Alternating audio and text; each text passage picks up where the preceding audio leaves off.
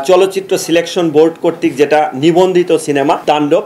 Piracy আসলে এটা একটা অপরাধ, যে অপরাধের কারণে এটা আমরা খুব সিরিয়াসলি নিয়েছি। কোন কোন লিঙ্কে সেটা প্রকাশ হয়েছে। রিয়াজ শাকিল উনি বাদী হয়ে বনানী থানায় একটা মামলা করেন। বনানী থানায় মামলা করেন যে 4 তারিখ ওনার যে সিনেমা বাংলাদেশ চলচ্চিত্র সিলেকশন বোর্ড কর্তৃক যেটা নিবন্ধিত সিনেমা তাণ্ডব সিনেমাটি মানে কতিপয় ব্যক্তি ইউটিউব, তারপর টেলিগ্রাম, ফেসবুক এবং বিভিন্ন লিঙ্কে পাইরেসির মাধ্যমে প্রকাশ করেছে। সেক্ষেত্রে তার কিছু এইচডি ভিডিও এবং কিছু আংশিক ক্লিপ এই বিভিন্ন জায়গায় পাইরেসি করে যখন প্রচার করে, এই সংক্রান্তে তিনি 3 জনকে বাই নেমে এবং কিছু অজ্ঞাতনামা আসামি দিয়ে বিভিন্ন লিঙ্ক উল্লেখ করে একটি মামলা দায়ের করেন। মামলার তদন্তভার প্রাথমিকভাবে থানার উপরে থাকলেও বর্তমানে মামলার তদন্তভার ডিবির কাছে ন্যস্ত করা হয়। তা এটার পরপরই আমরা যখন কার্যক্রম শুরু করি, কার্যক্রমের পরে আমরা যে এজাহার নামে 3 জন আসামি, 3 জনকেই আমরা গ্রেপ্তার করতে সক্ষম হই। যে 3 জন হচ্ছে টিপু সুলতান, সাদি সাদ ওরফে সাগর, যিনি সিনেটিক অনলাইন পোর্টালের মালিক, এবং আরেকজন সাজেতুল ইসলাম। এই 3 জনকে গ্রেপ্তার করি।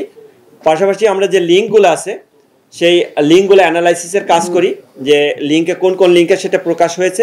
মূলত আমরা এখানে দেখি টেলিগ্রাম, একটা টেলিগ্রাম চ্যানেলের মাধ্যমে এটা প্রথম প্রকাশ পায়, এবং সেটির মূলত কে কন্ট্রোল করে বা কারা করে সেটার ব্যাপারে আমরা আমাদের যে ডেডিকেটেড টিম আছে ডিবি সাইবার ইউনিট কাজ করছে। আমরা আশাবাদী যে যে চ্যানেলগুলো থেকে এটা প্রকাশ হয়েছে, পাইরেসি করেছে, সেই চ্যানেলগুলোর মূল হোতাকে এবং কে কন্ট্রোল করে সেগুলো আমরা বের করতে পারবো, এবং এর সাথে অন্য যারা সংশ্লিষ্ট আছে তাদেরকেও আমরা আইনের আওতায় আনতে পারবো। ধন্যবাদ।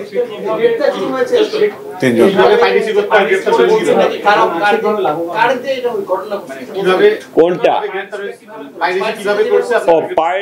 পাইরেসিটা বললাম যে প্রথমে মূলত যেটা যে একটা টেলিগ্রাম চ্যানেলের মাধ্যমে সেটা পাওয়া যায়। তা এটার ক্ষেত্রে আমরা তো কেবল আসামি এনেছি, তা আপাতত জিজ্ঞাসাবাদ চলছে।